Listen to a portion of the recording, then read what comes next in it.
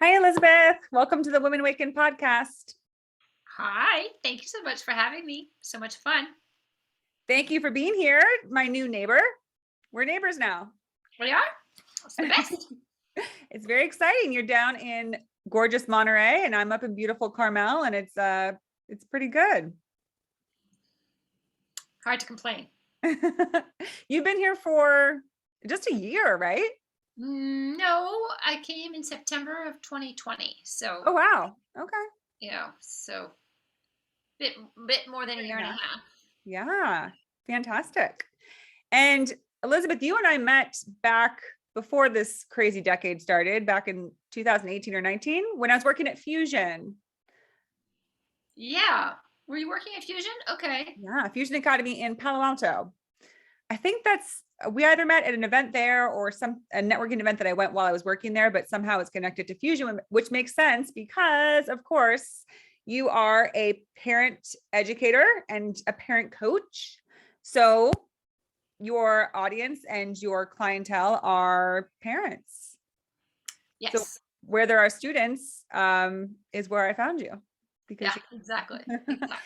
And I thought I loved working at Fusion because I loved the idea of having an alternative option for kids that don't quite fit into a more normal structured education classroom or system. Yeah. And if that was important in 2017, 2018, think how much more important it is now.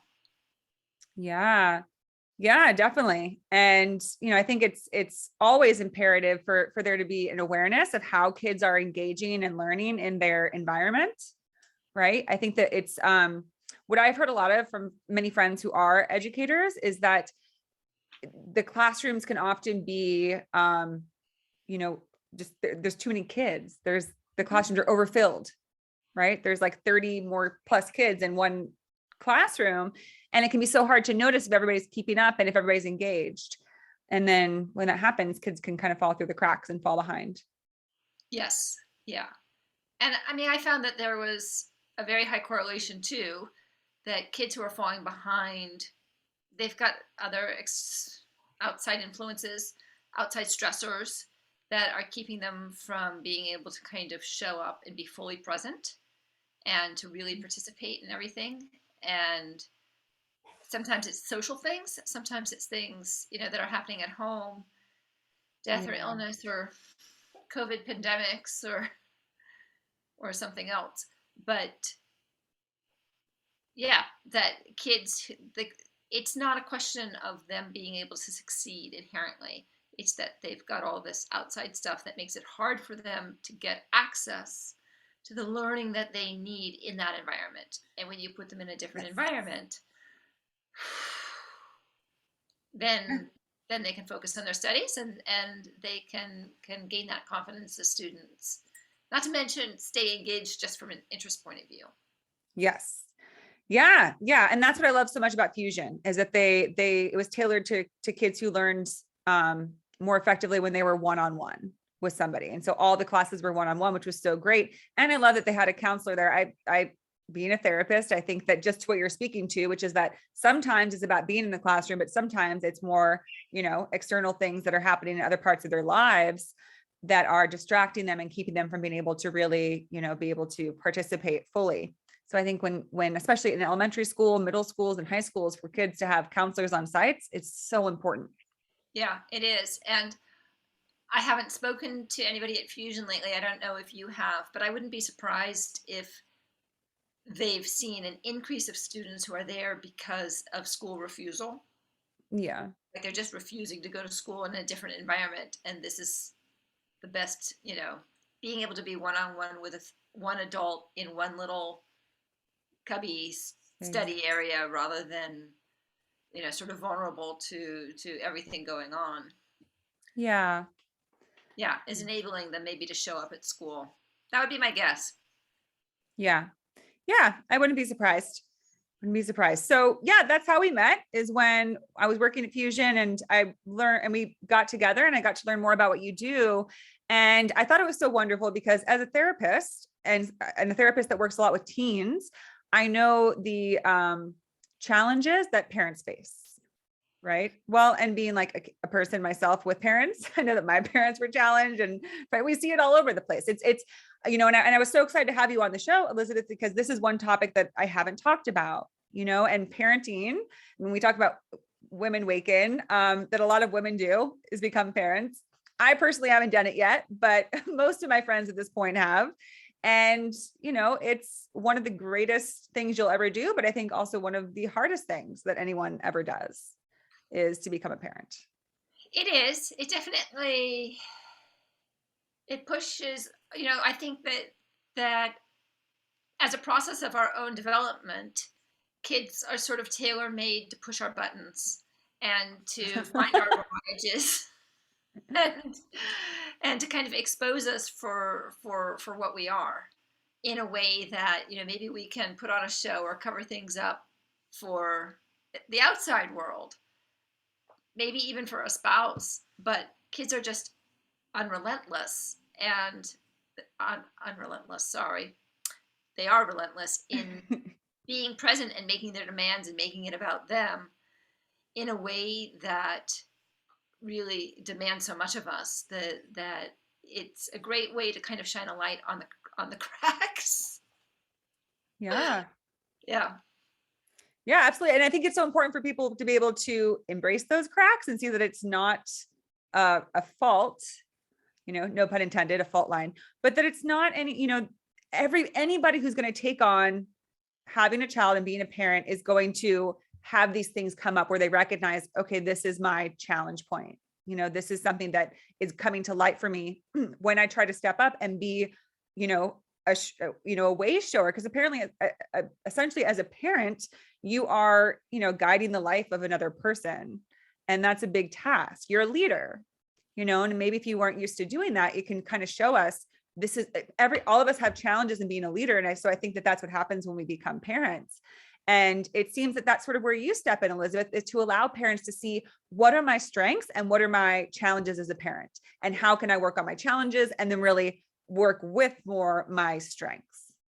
Yeah. And here's the great thing. When we own our strengths, even if they look messy, even if they don't fit that definition of perfect parent, when we own them and we see them as our strengths, and when we are willing to shine light on where we need to shore up a little bit or what we're not so good at, the more we're able to do that for ourselves, the more we're able to do it for our children.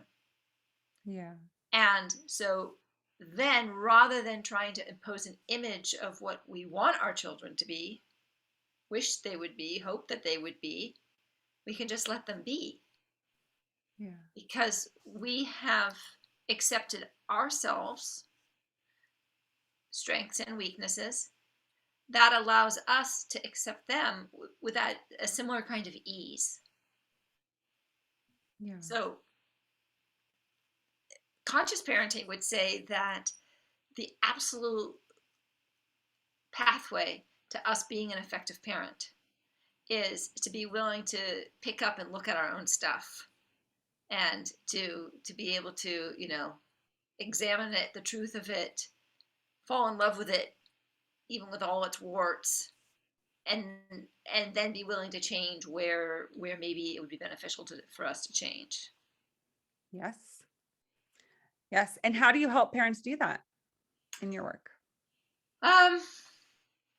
So the work I do, and I will say that, okay, so here's my struggle as kind of a professional, because if I just put my I am coaching the parent hat on, then I would really only focus on this conscious parenting aspect.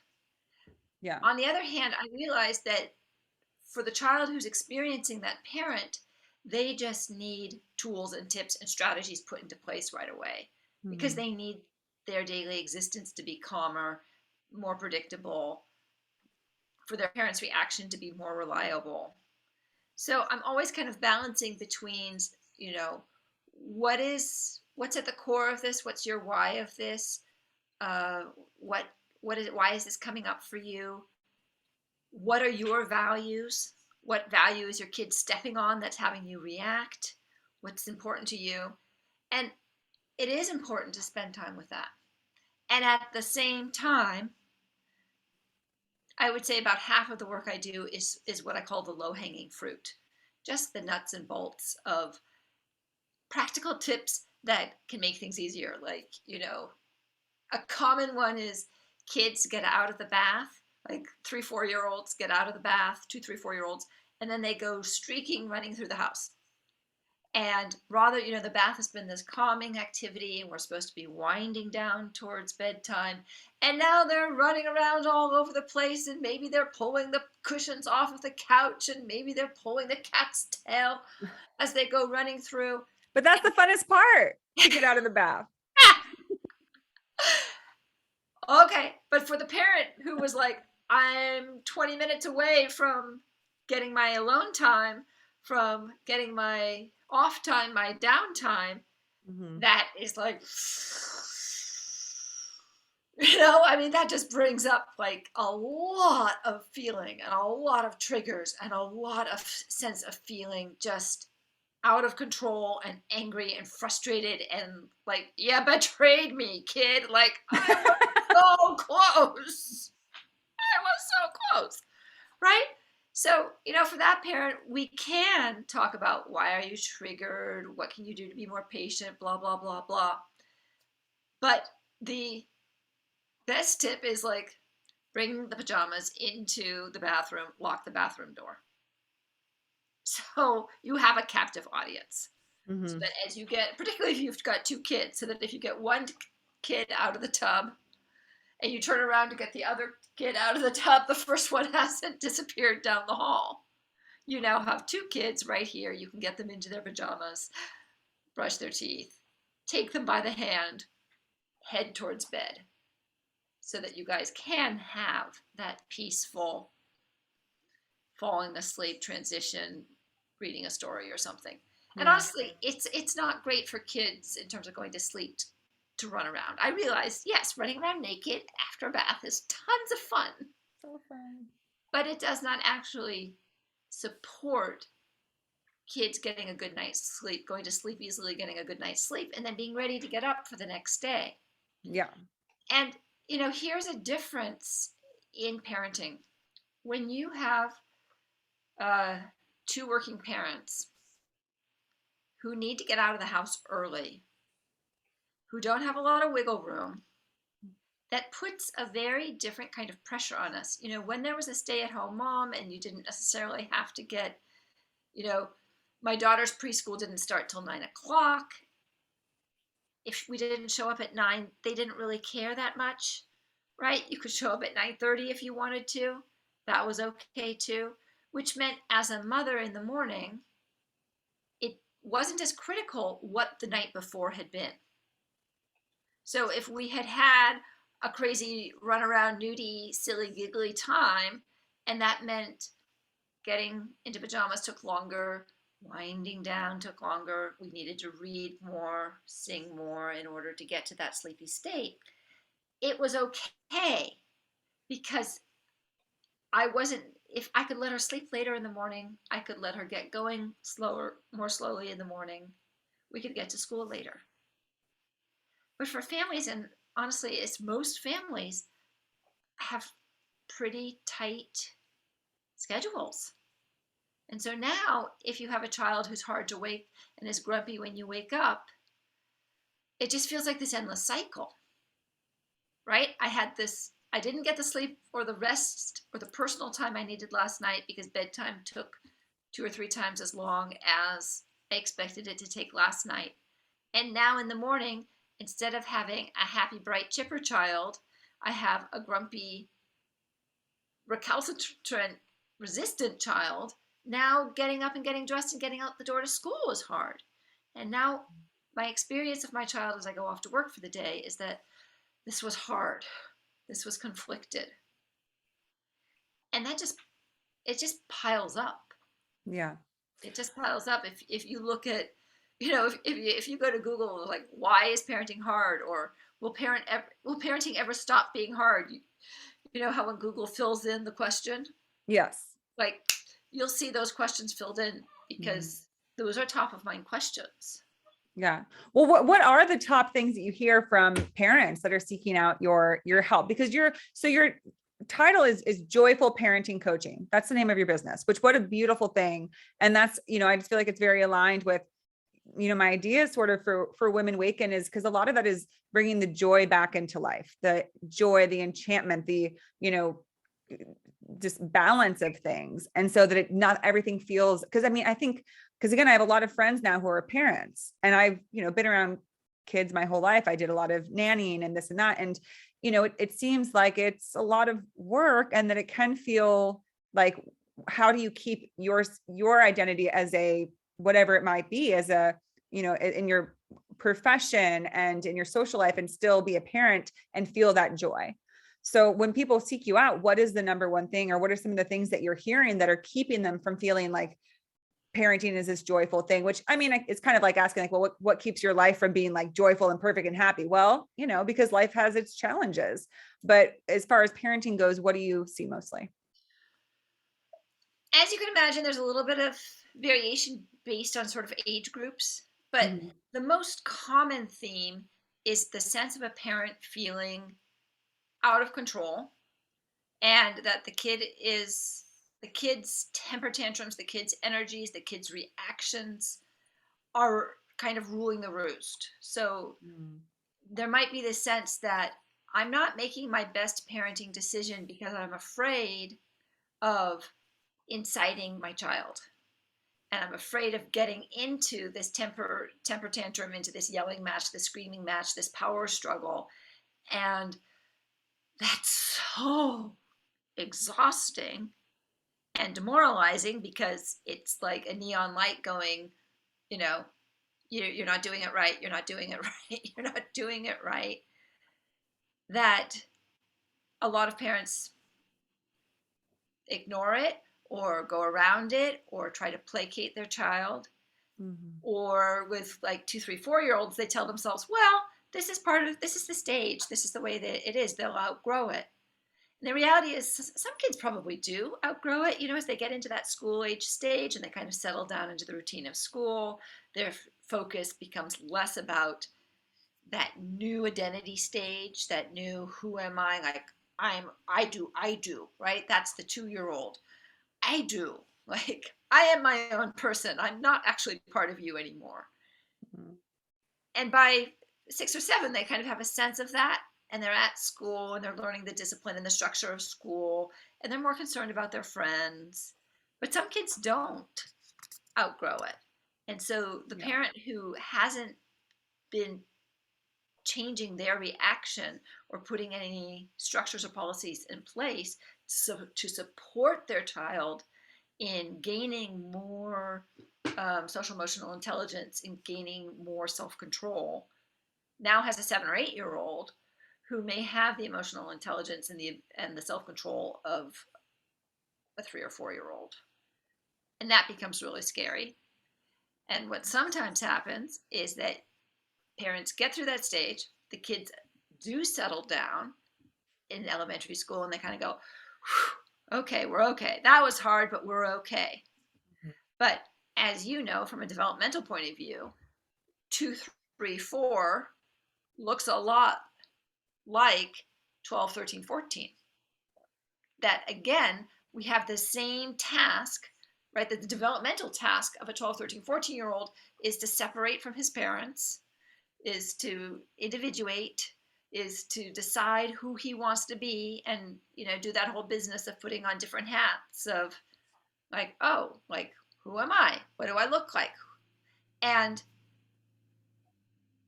it's painful to separate from your parents because it's scary.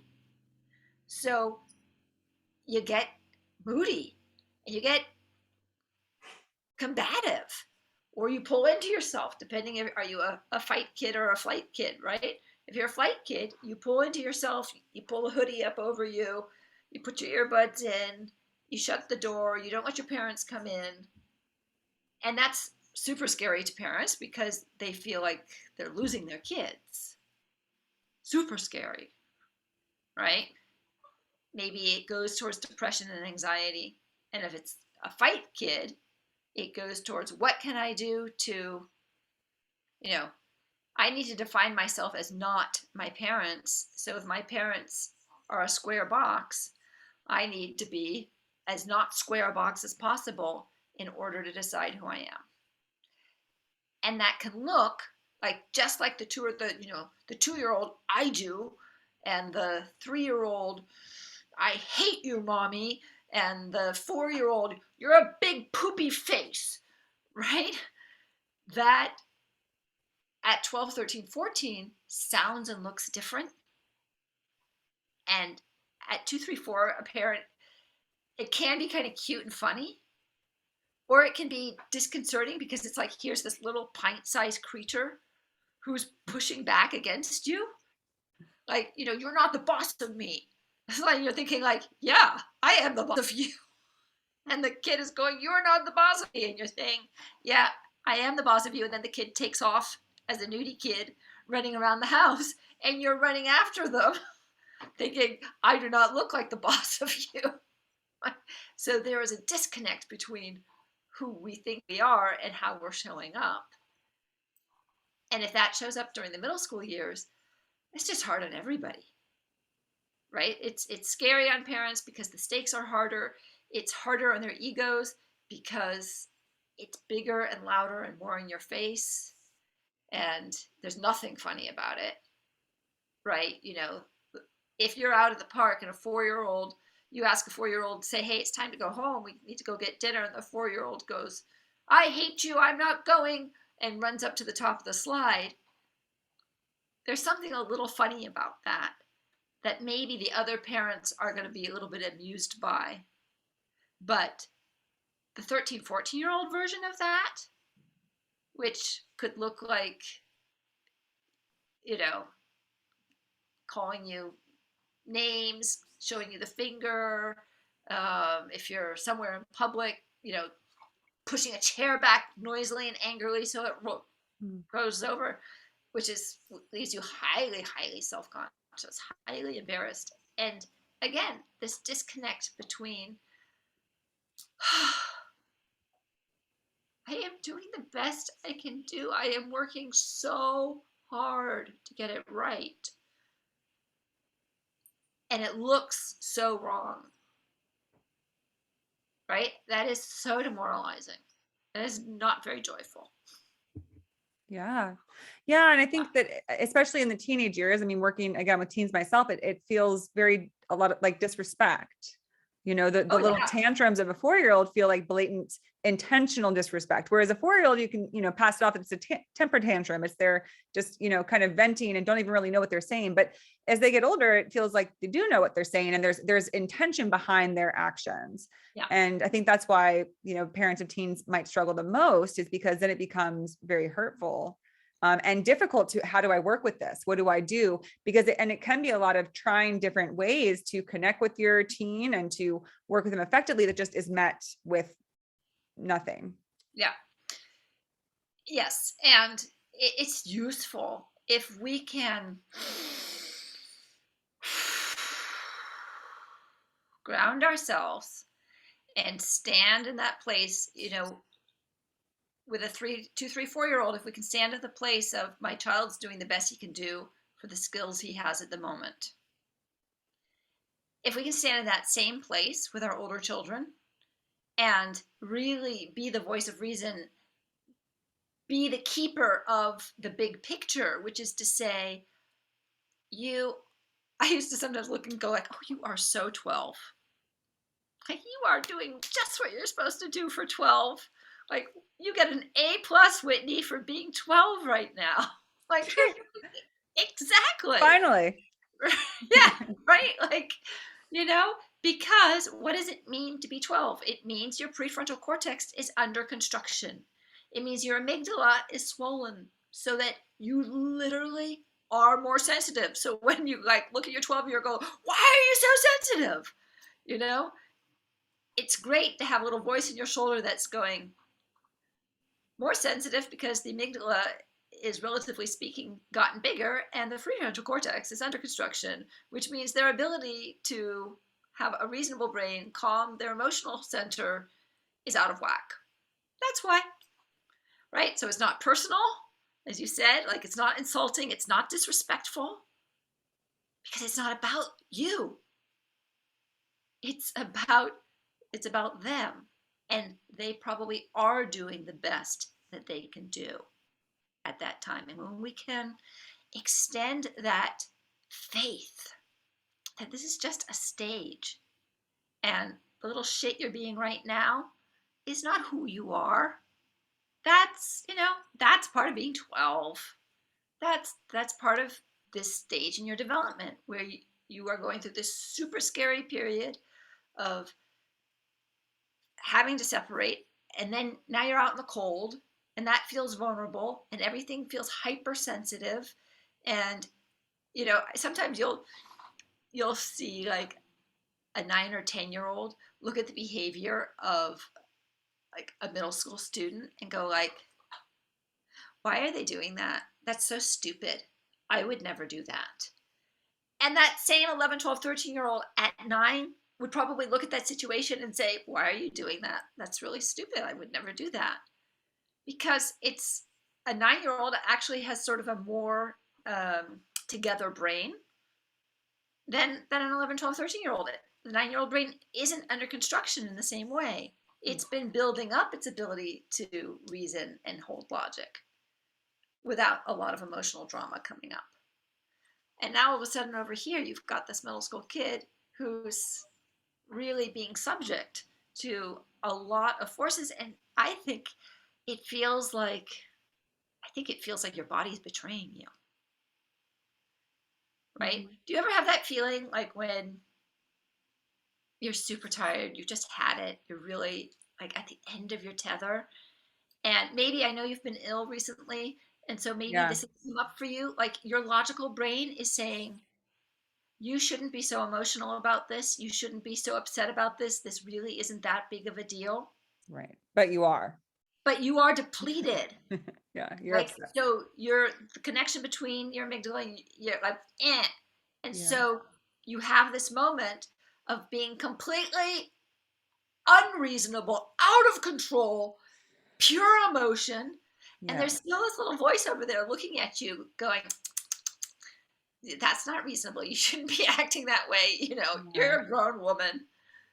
Yeah. I have times like that where it almost feels like an out of body experience. Like I'm watching myself and it's like, I can't believe I'm actually doing it, but I'm doing it. When you're that over the edge and you're just so run down or tired or sick, and it's that extra thing, you just can't compose yourself. And it's, it's upsetting for you to reflect on that and realize what a state you're in. Yes. So I think it's super, super helpful for parents to remember those moments and to tap into those moments and to go, when I was in that moment, when I had come all the way down to fumes. Yeah. And I was still being expected to show up and perform. Yeah. That's not who I am.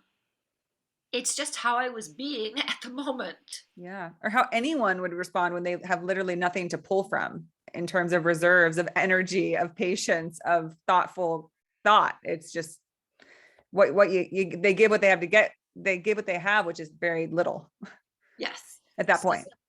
So if we can keep that in mind for our own kids, then we can be present with them with more grace. Yeah.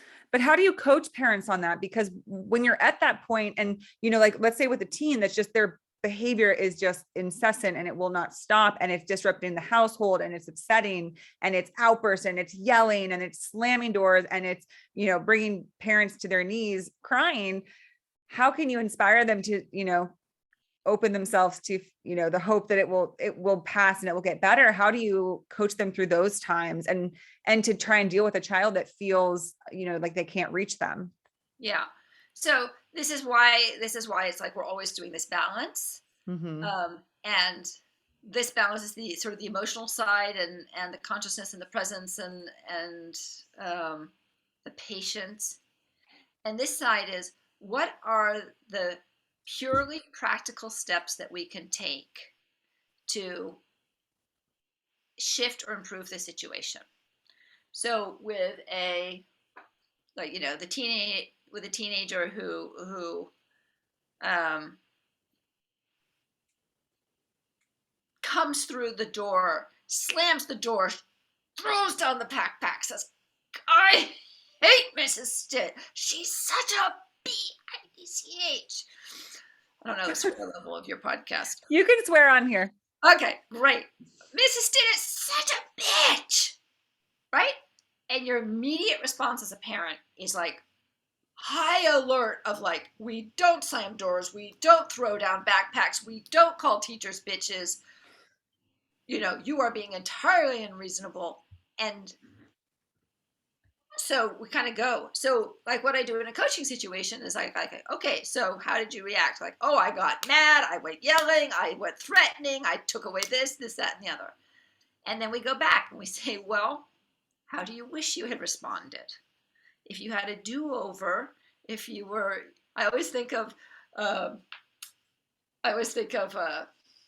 Disney, like with the birdies. Who's the character? Sleeping Beauty. I think it's Sleeping Beauty who has the little birdies, or Cinderella. Have the little birdies around, and you know, if that's what I were, if I were Cinderella, if I were a cartoon and I had the little birdies going around, oh, there's a screaming child slamming doors in my house. Okay, like what would I do if I could get to that stage? And then we rehearse it, and then we practice, and you know, what is a concrete, practical step for a parent to take in that situation? Deep breath, right? Parent takes deep breath. Whoa. Oh, Whitney, sweetheart, you have had a day. Do you want to come sit down and I'll make you a snack? Or do you need some time in your room first? Right? So when we rehearse that, as a teacher, I used to literally write this stuff out for myself. I would write it in German so they couldn't tell, right? But I would write it down because I was not a natural classroom manager. I was a perfect little angel my entire life, right? I was prototypical goody two-shoes. I was always on high alert to make sure, am I doing just what I'm supposed to be doing? Am I making everybody happy? And so it never occurred to me that people would come into my classroom and not behave the way I had behaved. So I really wasn't ready to manage it. So I did. I had to like write reminders for myself or put up symbols, little stickies with little symbols to remind myself of things. So that's like a very practical approach to parenting. That's like, okay, we've got 20 minutes. Let's rehearse the scene. So I'm going to come in and I'm going to slam the door, and, you know, and sometimes we'll be in therapy and I'll say, okay, I'll come in and slam the door. And, you know, you'll see the parent have that visceral reaction of like, don't do that to me. And I'm like, okay, so breathe through it because I'm going to slam the door. And they'll take the deep breath. Now, what can you say? Like, this isn't a child you can reason with. This isn't a child you can punish right now. They're in full-blown emotional state, and they've been waiting. They have been waiting to come through that door to lose it, right? Whatever they're mad about has been building up all day long. And now they're finally home safe with you, where they can be completely messy and be completely unreasonable and outrageous.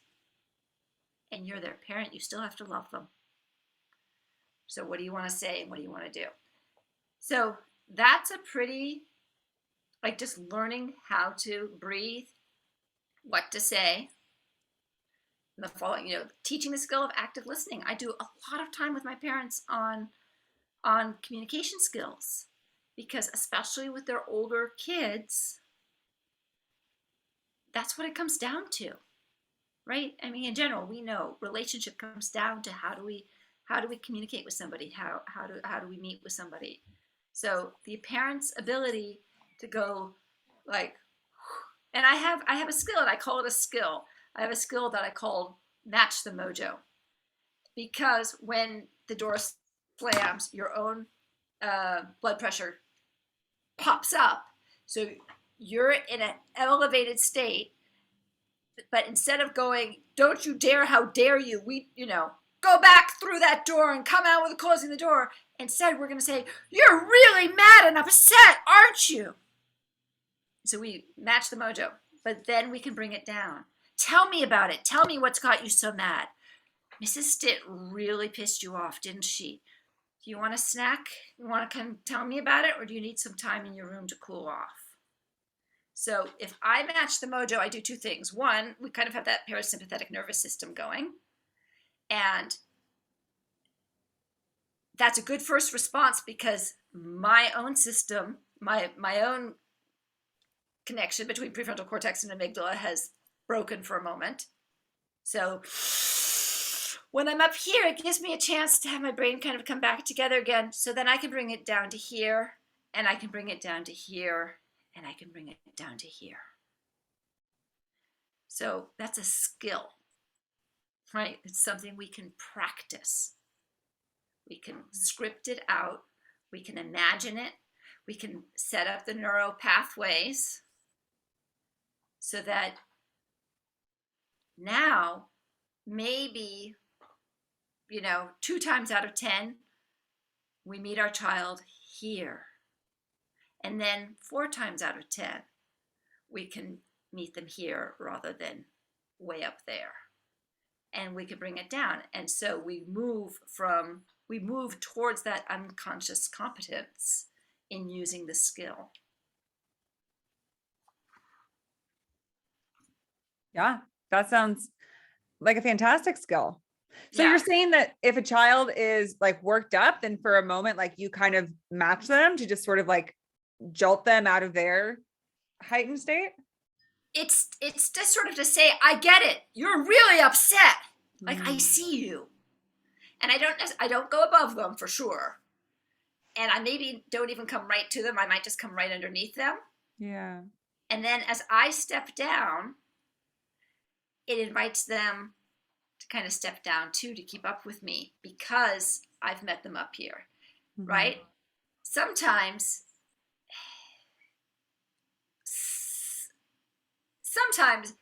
it works for if we really are feeling calm. Like as a teacher, I just had to deal with it so many more times, right? I got so much more practice with, I had 12 years of 12-year-olds. Wow. So I got a ton of practice of kids coming in and being mad about something.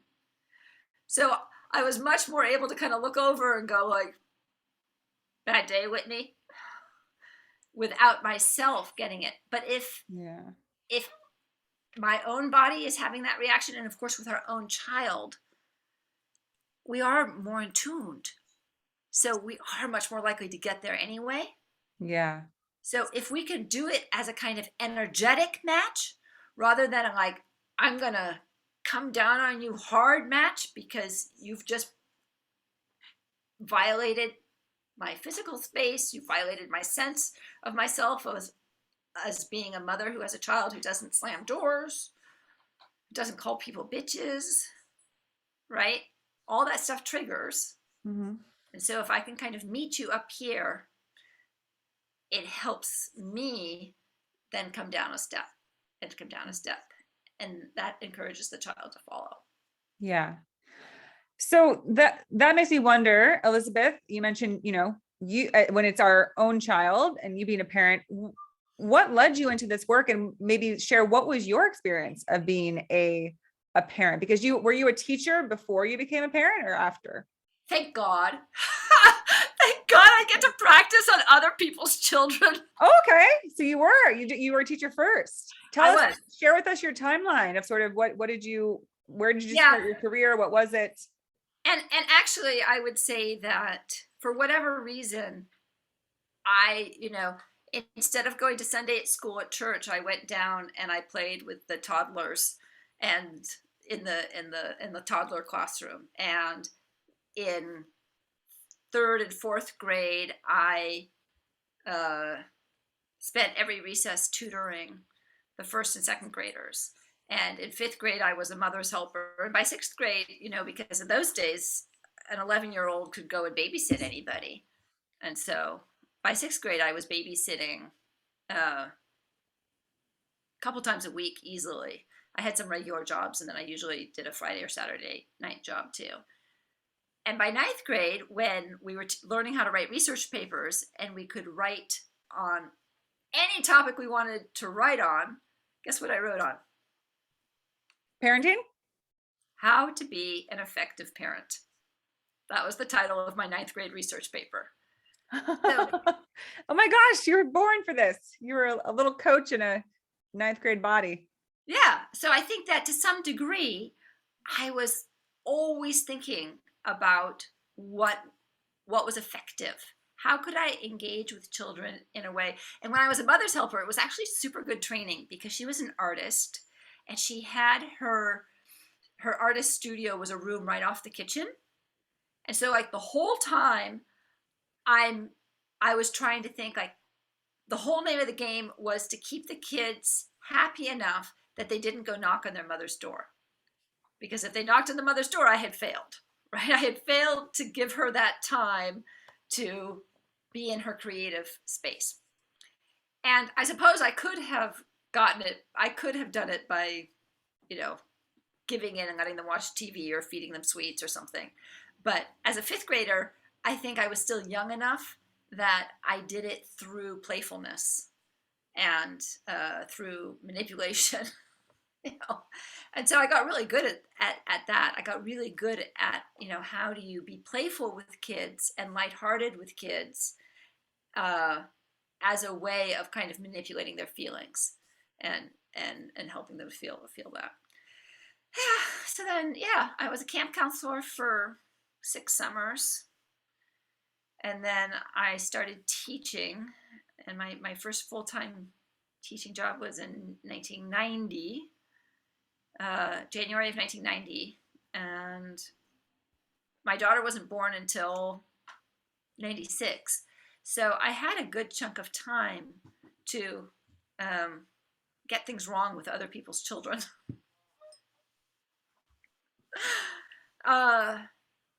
It didn't mean that I wasn't triggered by my own kid. She was a very strong-willed child. She had a little friend. She had a little friend, Frida. They were born like 4 days apart. And, you would say something to Frida like, Frida, don't touch. That's just for grown-ups. Don't touch. And she would look at you and she'd go, and just give you this very solemn look. And she would look at like the stereo or something, and she'd look, but she wouldn't touch it. And I'd say to Julie, don't touch. And she'd be like, like, really? What are you going to do? What's going to happen? And in some ways, I think it was testing. She really wanted to know where the boundaries were. But in some ways, it was just, she's a neuroscientist now, right? So in some ways, she was literally just testing. Yeah, like, testing, curious. Yeah, really? Really? Like, will it work every single time? And I thank all the powers in the world that I had some practice as a classroom teacher at setting and holding limits. Because she needed them for sure. She needed somebody to just be present with her, but to be super clear and to just hold the limits.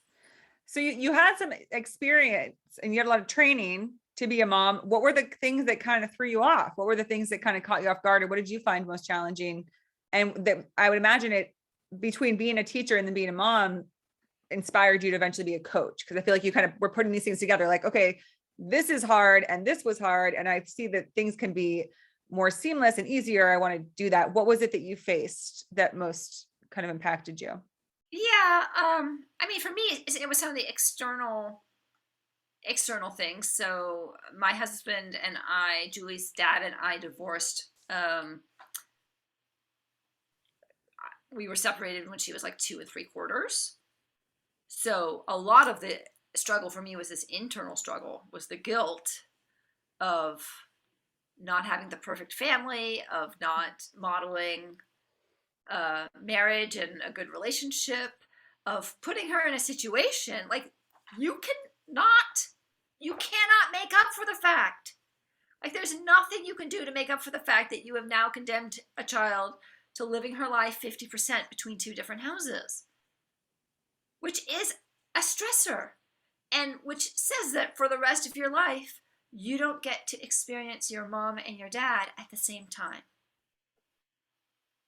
Yeah. So that's pretty guilt inducing, right? It's pretty hard to say, like, I am a good mom. Oh, yeah, I'm half responsible for putting you in a situation where you have to go back and forth between two houses. You don't get to put your head down on the same pillow every night. You have to keep track of, is my winter coat, did I leave it at daddy's house? Should have I remembered it? Now I'm cold at mom's house. So a lot of my struggles as a parent were kind of around those sort of more existential questions. Yeah. And then,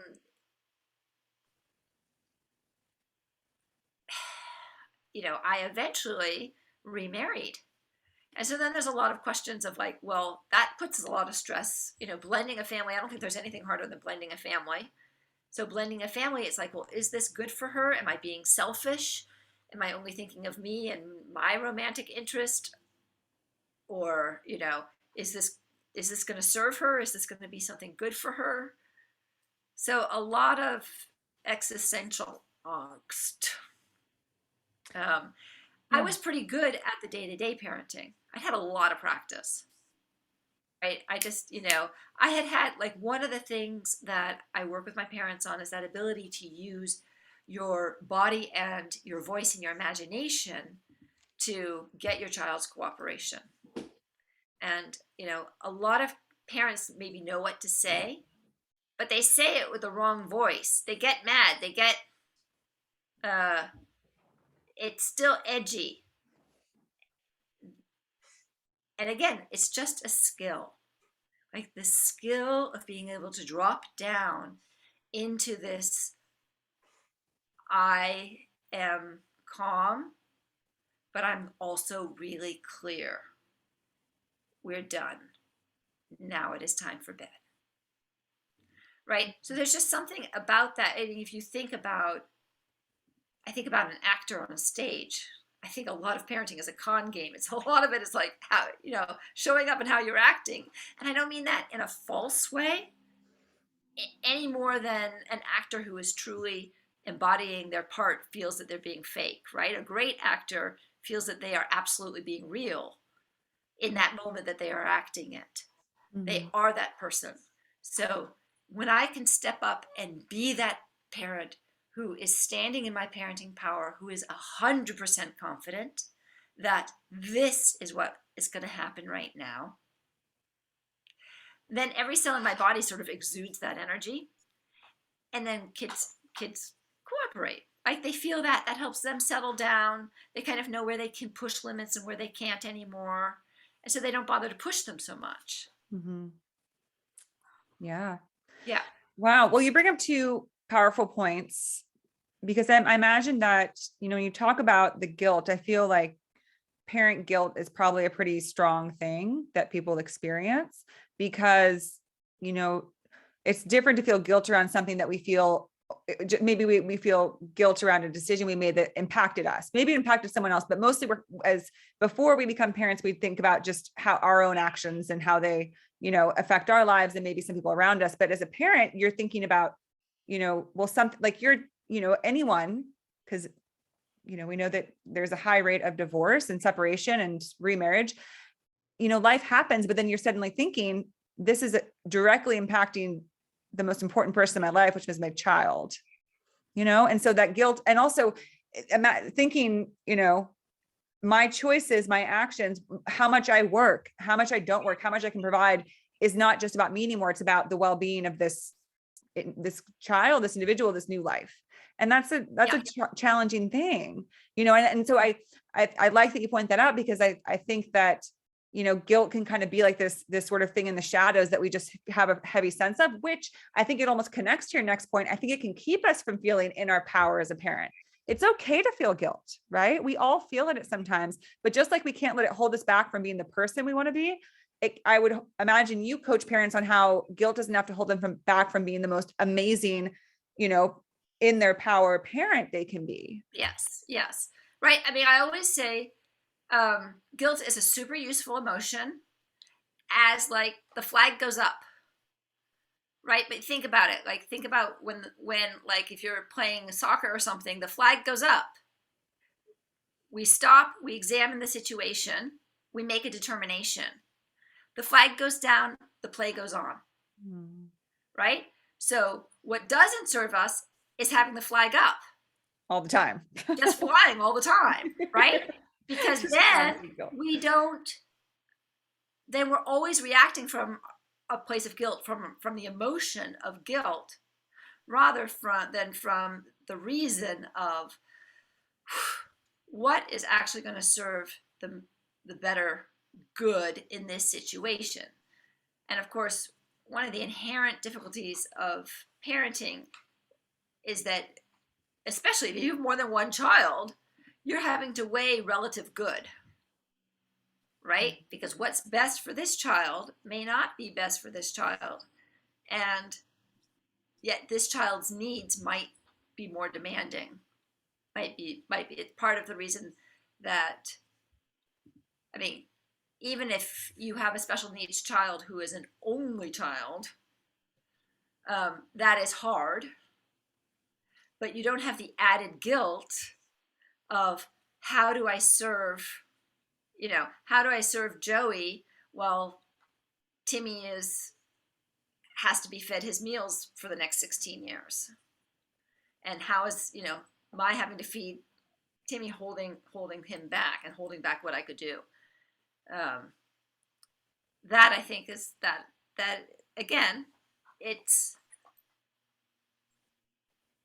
hard not to feel guilty, but to kind of step up, and then actually when I do have time to be present with my other child, to really be present with them, not overlaid by guilt, because then otherwise, like, spending time with somebody feels guilty, like, how it gets tainted. I'm not being very articulate. Can you help me out? You're good. I got you. Okay. Right. Yeah. So, and this is the way I feel about working parents. And actually, this is an interesting study they did at some point. They were trying to determine the effects of childcare on little kids' development, like 0 to 3. Mm-hmm. And here's what they found. Once the level of childcare meets a threshold, right? Once you have attentive, caring givers with clean, calm spaces, with systems and routines for everything. So we have a basic threshold of competent childcare. Once you reach that threshold, then the biggest factor on whether or not a child thrived in that environment was not how many days a week, not how many hours in the day, but it was, how does the parent feel about having their child in childcare?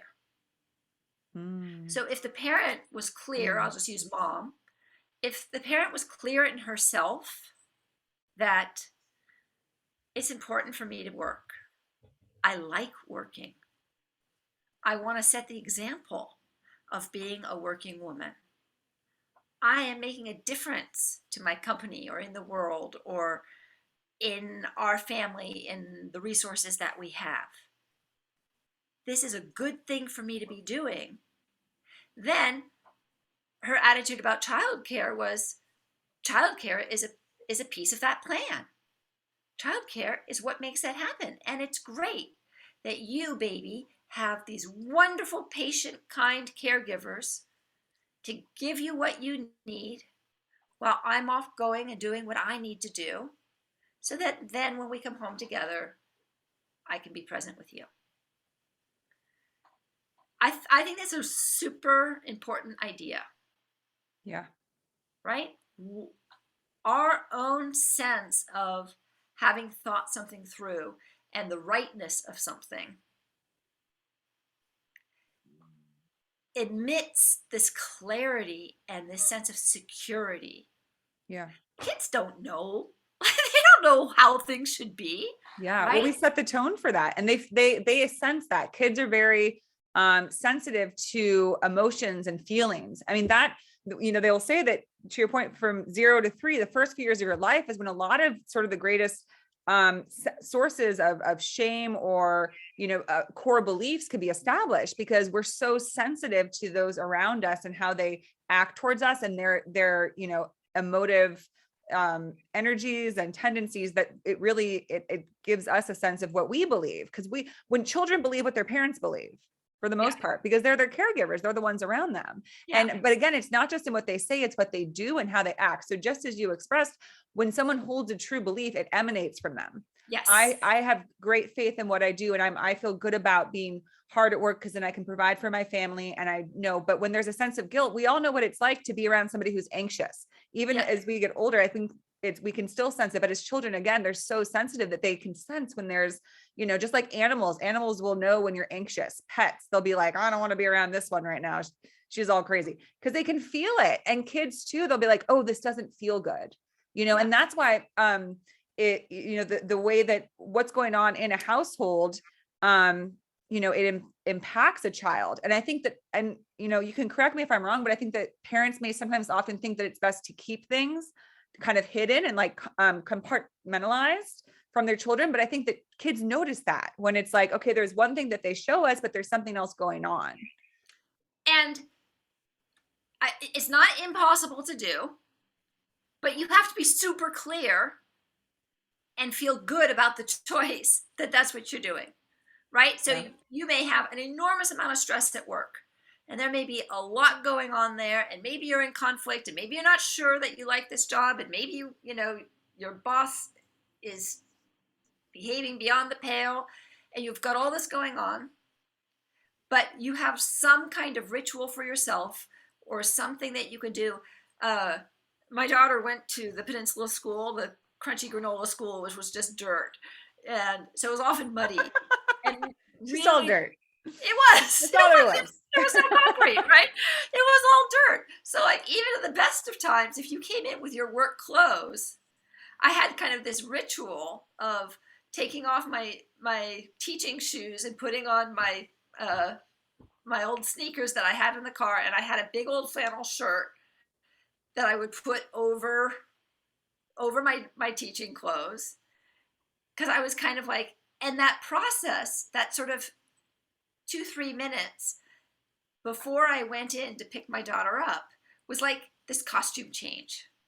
It was like, okay, everything that just happened at the staff meeting is now not there anymore. Now I'm putting on my mom costume, and now I'm going to show up and be mom. Yeah. But you kind of have to be clear with yourself. Yeah. It makes you think of embodiment. If we kind of think of it as like, in that sense, if you're embodying what you believe, then you'll be able to, like, you can make that switch, but truly not just kind of tell yourself on the surface, but actually embody that, feel it, know it, believe it, then that's different. Right. And that's why I say that, parenting is like acting, but in the best sense. Right. Right. And because you said that the best actors truly believe that they are the character that they're in for that moment in that time. So if you truly believe that you're stepping in to mom role, but how do you help people do that? How, if, when people are used to just like, phoning it in and just trying to do their best to act a certain way, how do you get them from projecting to actually embodying? Well, I mean, when I first meet with parents, I think of it as putting all the puzzle pieces on the table. And again, sometimes we just have to go to like nuts and bolts. Let's make things easier. Like, let's say that a parent hadn't figured out that you need an extra pair of shoes in the back, and you need to have a big overgarment that you don't care about. Otherwise, if you're coming in with your crisp white blouse and you're coming into the childcare where they've been doing finger painting or Play-Doh or something else, you're going to have this immediate tension, right? Your need to keep your shirt unstained is going to be an immediate conflict with your child's, the state you can expect your child to be in at the end of a day, right? And so to me, that's low-hanging fruit. That's a practical solution that now erases that tension. I now don't have the tension because I have on my old shirt. I'm happy to go in and pick my kid up and give my kid a big squeeze and have them wrap around me because I don't have to worry about my work shirt. So for me, it's this combination of let's find concrete, practical solutions. Let's rehearse and actually learn skills where we need them. One of my favorite skills for parents is one of my themes with parents is set your kids up for success. One of the ways we set our kids up for success is we help them anticipate what is it going to look like, feel like, be like when X happens. Low-hanging fruit. Don't take a child under 5 into the market anytime between like 4:30 and dinner time. You're just setting yourself up and you're setting them up, and it's not fair, right? Don't do it. Order from Amazon. Do all your shopping on Saturday. Reach for a can of soup. But don't put yourself through that, it's about to explode moment. Like, you can't expect a little kid to go into a store at the end of a day when they're emotionally depleted, they're hungry, and now they see, and the store has been super smart about putting the yummy thing, the play thing right at their eye level so that whether they're sitting in a cart or walking alongside you, I can grab it. Now you're having a fight. No, we're not buying that. Like, just don't do it. And if you absolutely have to do it the same way every time. Like, set your kids up like a rehearsal. Like, okay, we're going to a store. How do we behave at a store? Where are you going to sit, stand? How are you going to walk? How are we going to use our voices? Who's going to do what? Are we going to buy anything that's not on our shopping list? Nope. So if you see something that's not on our shopping list, we can put it on our I wish list, but we're not getting it today. So what's the rule? Where does it go if you want it? It goes on the I wish list. Are we getting it today? No, not today. We'll get it some other day. Right? So now I'm supporting my child, even if they are depleted, even if it is the end of the day, in showing up the very best way they can. Yeah. Yeah. And it sounds like sort of practicing and preparing for situations that you'll encounter is set you up for success, just like everything else in life. But as it sounds like with parents, like, because you know that you're going to have to go grocery shopping and you have some options. Okay, either I can just wing it and go during this, this window 4 to 8, and I know it's going to be chaos and havoc. Maybe I can avoid that and keep my sanity today. Yeah. So it sounds like you work with parents to really kind of look at, okay, life is made up of a lot of different, scenarios in one 24-hour period. What can I do to reduce the times where it seems like there's like spikes in, disagreements, arguments, challenging times, and reduce that and kind of address things in a way that keeps it more, pleasant, balanced. Right. In that way. Right. And sometimes as coach, you're just being there as being the empathetic receptacle, right? Yeah. And, the parents going like, I knew I shouldn't have done it. And I knew they would be tired, but I hadn't gone to the shopping, and I'm feeling so guilty that we're eating frozen food, and I just needed to go get something from the store, and it was so bad, and I was so embarrassed. And you're just sitting there going, I know, I get it, I hear you. And just like when the child has their tantrum, it's like the storm clouds, right? It's like the pressure builds in the child has the tantrum, and then it's like the storm clouds clear and you kind of have a relaxed child again. So sometimes the value of coaching Because this is why one of the reasons parenting is so much harder is we don't have those built-in sort of times and people to do that offloading, right? So when more moms were at home, you had more of a scenario where, you'd drop your kids at school and you'd come back, and then maybe around 10 in the morning, you would go to your neighbor's house and sit at their kitchen and have a cup of coffee with them. And that would give you a chance to go like, oh my God, Whitney, you should have seen Tommy running around the house last night.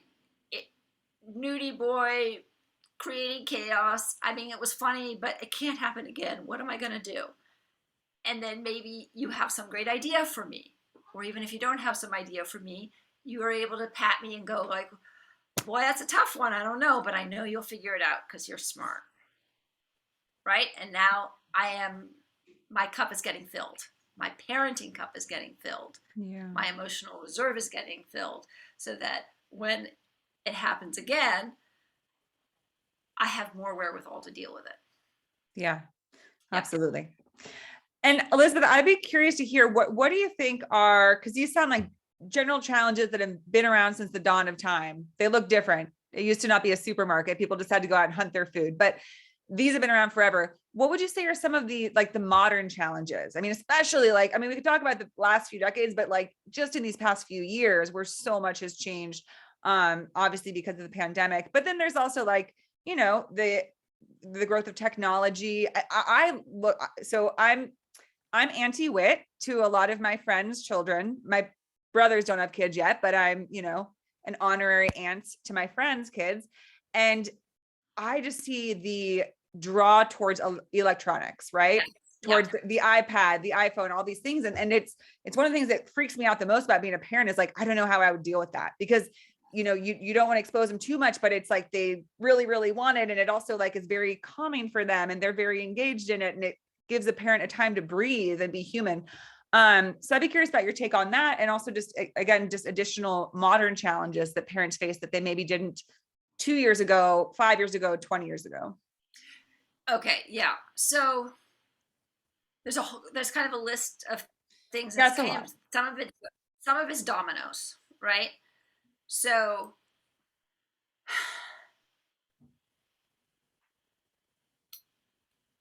as families got busier, as women went working into the workforce, and we all got busier, along the same time, sort of 70s into 80s, one of the other things that happened was that middle management jobs ended up, a lot of them going overseas. And so a fear came up in the country. There was a report that came out, I think in 1986, called A Nation at Risk. And what it suggested was that the United States, compared to other first world countries, we were behind in our STEM skills. And so there became this fear that there's going to be a slice of people at the top who are really, really rich and really, really have the power. And there's going to be a big swath at the bottom that are basically in service jobs. And to some degrees, that is what has happened. Yeah, sounds a little familiar.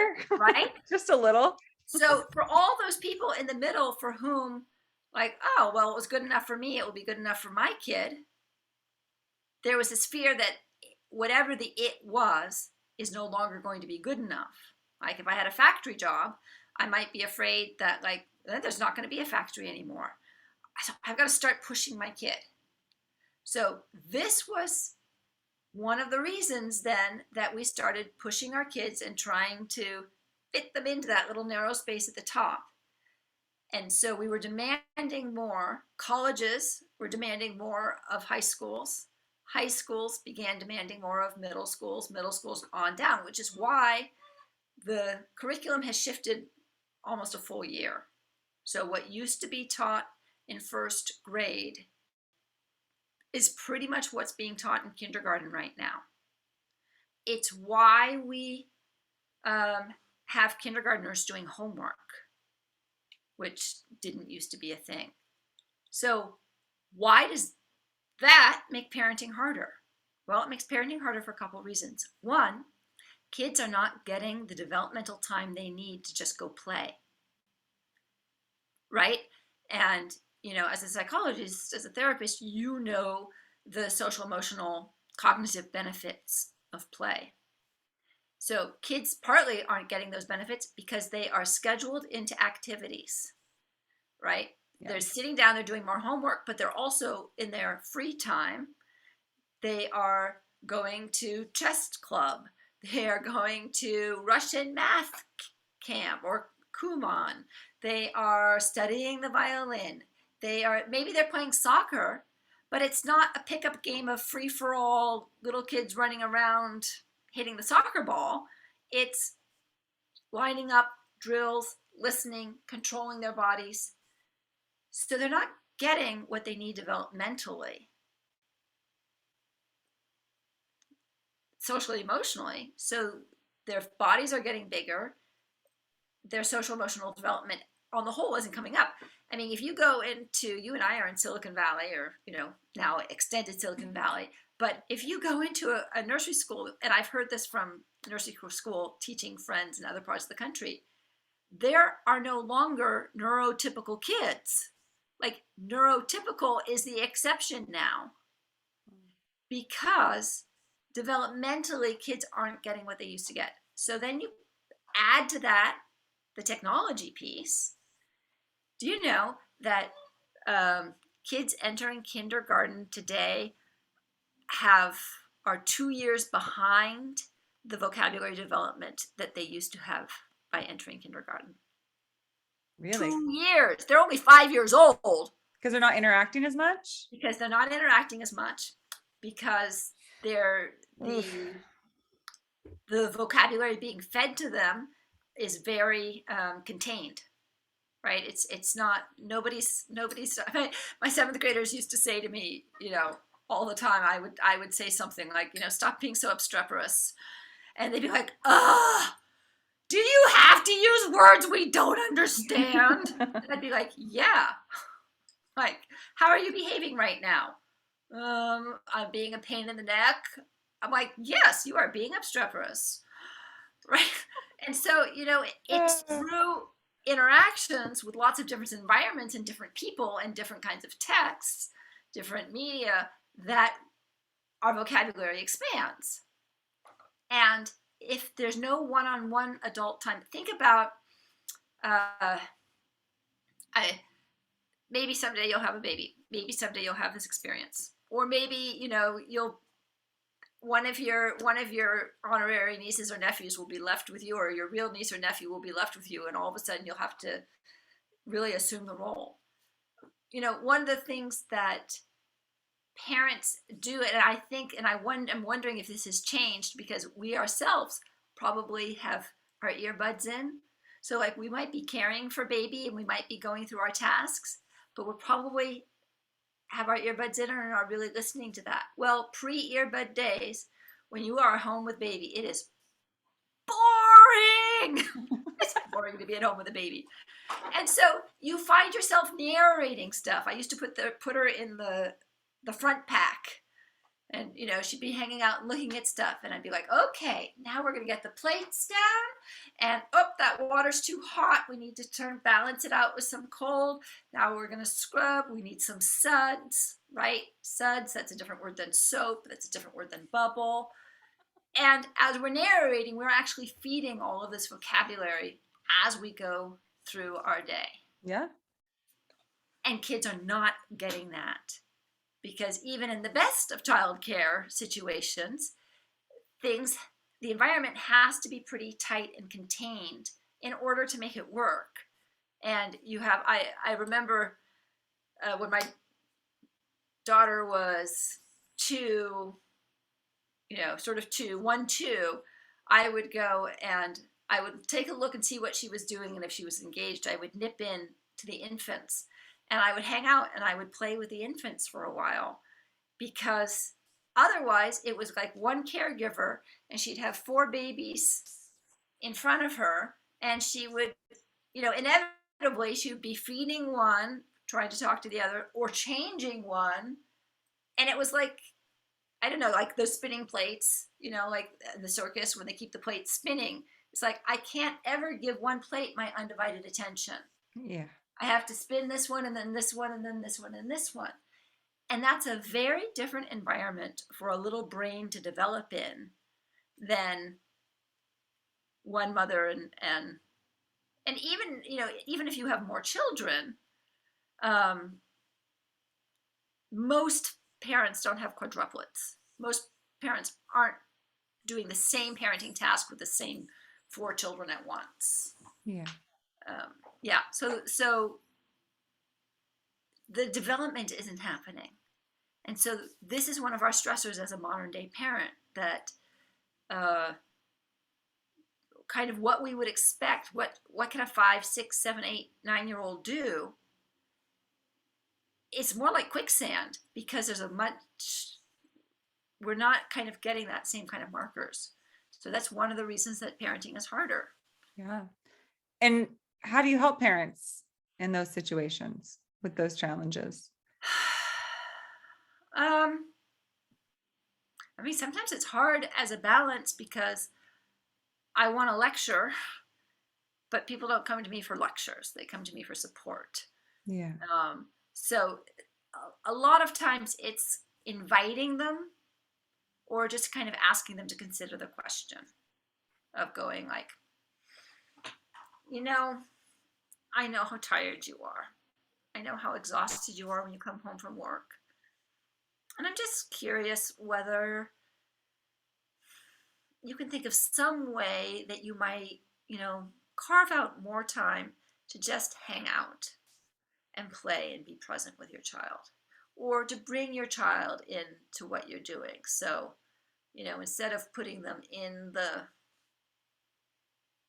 high chair, in the swing, in the playpen, so with the iPad, putting the iPad in front of them, maybe having one of those platform stools that comes up to the counter, and letting them mush something up, or having a plastic knife and letting them cut something, so that you're right there alongside them and you can be talking to them about what they're doing. So gently, I think, is the answer. Like, just trying to create a little space, because they're feeling so drained and so defeated and overwhelmed, and like, this is impossible. It's too much to carry. And then I read these things where you're supposed to do this and this and this. And so now I feel guilty. Yeah. Because I'm just too tired to do it. So. Yeah. And to that point, I want to kind of tie things up and say that, Elisabeth, everything that I'm hearing from you when you're talking is that I feel like when parents come to work with you, I imagine that parents get a lot of ideas about what they're supposed to do, but it sounds like you really work with parents on what they can do as themselves, as with their own inherent gifts and abilities and values, and really maintaining who they are without being too overwhelmed by, okay, I'm supposed to follow this list and those directions. It's like, well, who are you? Because just like, again, anything else in life, it doesn't matter how, this person or that person did something. All that matters is how you can do it most effectively. Right. And it sounds like with joyful parenting, you're really helping people see you are a unique parent, all your own, different from anybody else who's ever going to do it or ever has done it. So let's figure out what that is and see how you can, and feel good about it. Again, that's what I love about your work and your approach is like, feel good about it. Feel good about who you are as a parent. Feel good about parenting. Have fun with it. Because I hear a lot, and maybe you can attest that once your kid grows up, you miss it a little, maybe somewhat when they were little. You're like, yes. You do. Yeah. So it's why not be able to savor it and enjoy it in the times when it's actually happening. I think a lot of it is by releasing guilt, again, like letting it come up, but not like, holding that flag up forever, and, letting go of comparison probably, and really just owning into what's the parent that I can be, not the parent that I should be, or that I want to be like. And trusting that you are the parent your child needs. Yeah. And that there is this is one of the most comforting things I read when I was pregnant. I was sitting in the doctor's office, and at like the back of one of these parenting magazines, there was this essay, and the essay talked about the idea that the soul of the child chooses the parents. Now you're talking my language. Yeah, right? Yeah, that's cool. That's what it is. It's how we arrange it ahead of time. So it literally is meant for you. That soul is coming in just to be with you, to learn and grow with you, which as you kind of, pointed out in it, which I believe in, is some of the greatest growth happens from challenges. Growth doesn't happen without that. And so we're not even meant to be a perfect parent, because otherwise, how would you learn? If everything was like this easy breezy path, there would never be any growth or learning. You're learning right along with your child. Your child is learning right along with you. Yes, exactly. And sometimes my daughter and I would kind of joke about it, because I would be like, clearly you feel like I'm not the parent you need right now, but you chose me for some reason.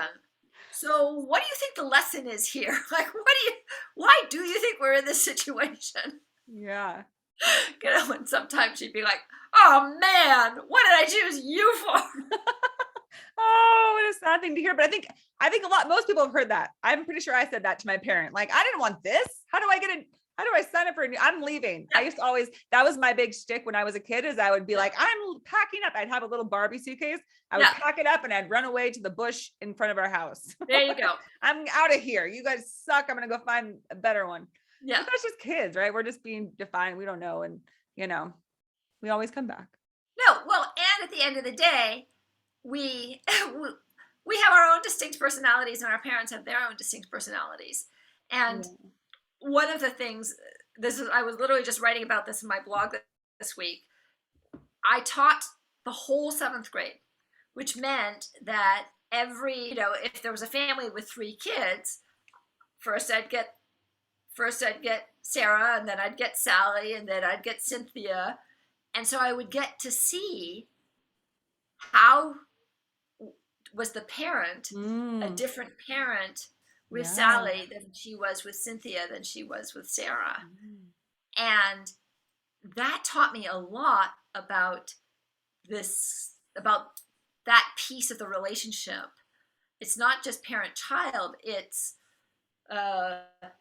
mom with, I don't know, whatever personality measure you want to use, whether you want to do it in astrological terms or whether you want to do it in Myers-Briggs terms or, Enneagram terms or something.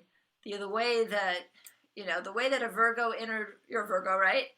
Yes. Right. So the way that a Virgo interacts with a Gemini is different than the way that a Virgo, interacts with an Aries.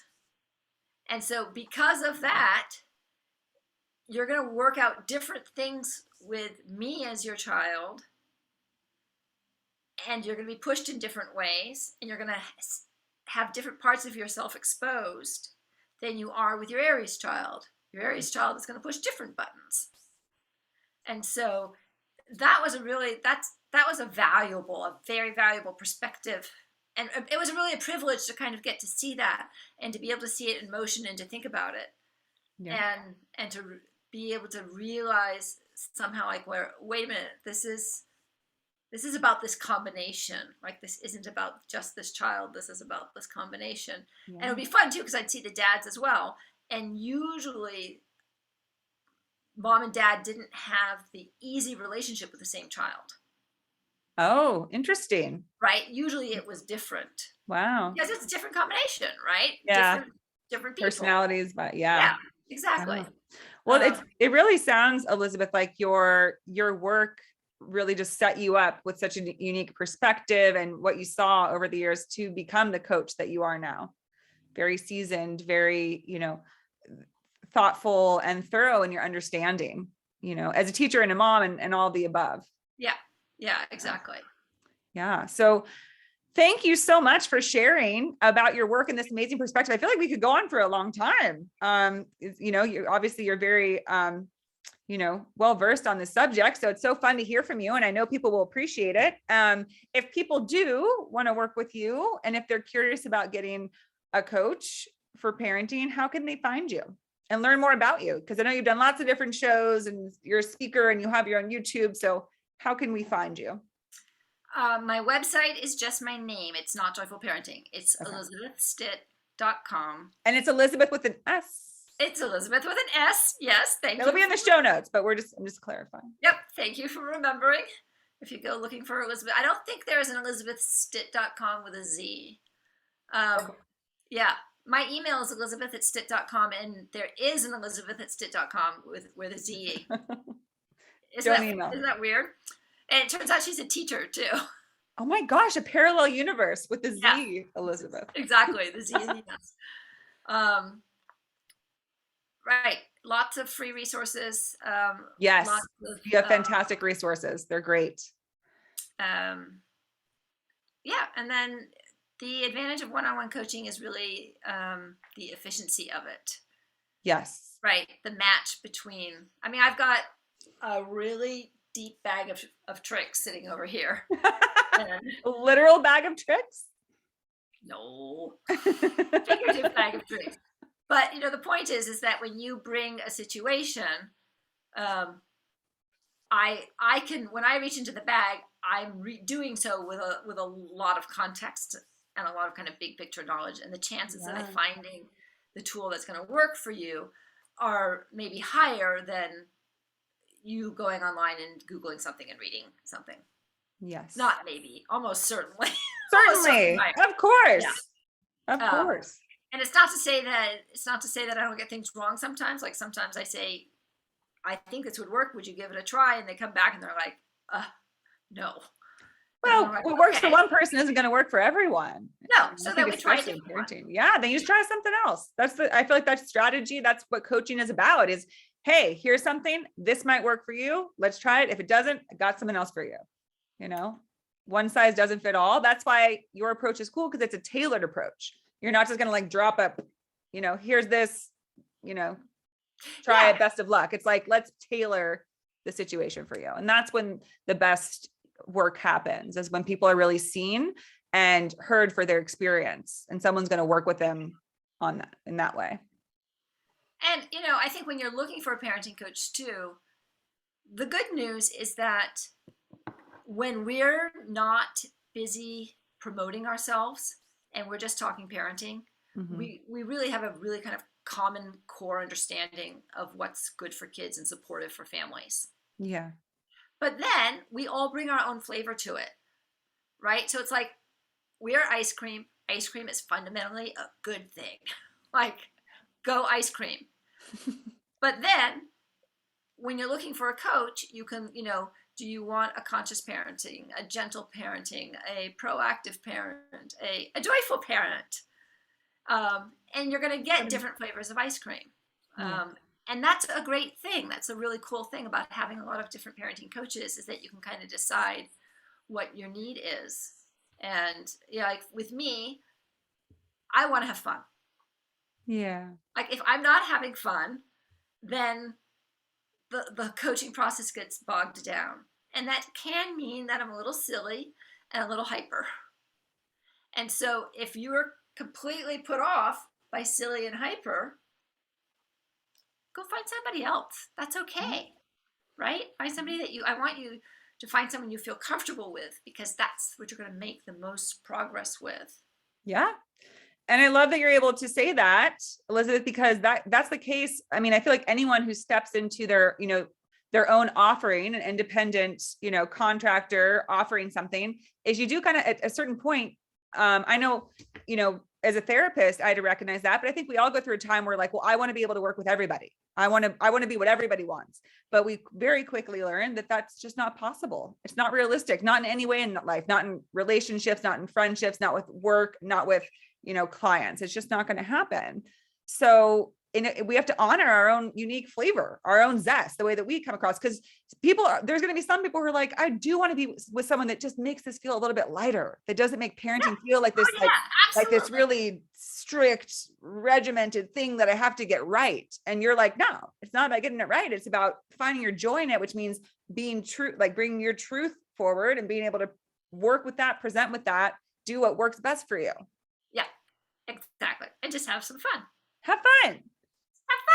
It's always important. Joy. I've had so many people from different walks of life on this show who will say the purpose of life is joy, is to find your joy, is to have joy. That's it. It is said that like, that's when you feel joy, that's literally your soul expressing. And so it just shows you that that's really what we're meant to do here. It's not meant to be so serious. Life itself or parenting doesn't have to be so serious. Yeah.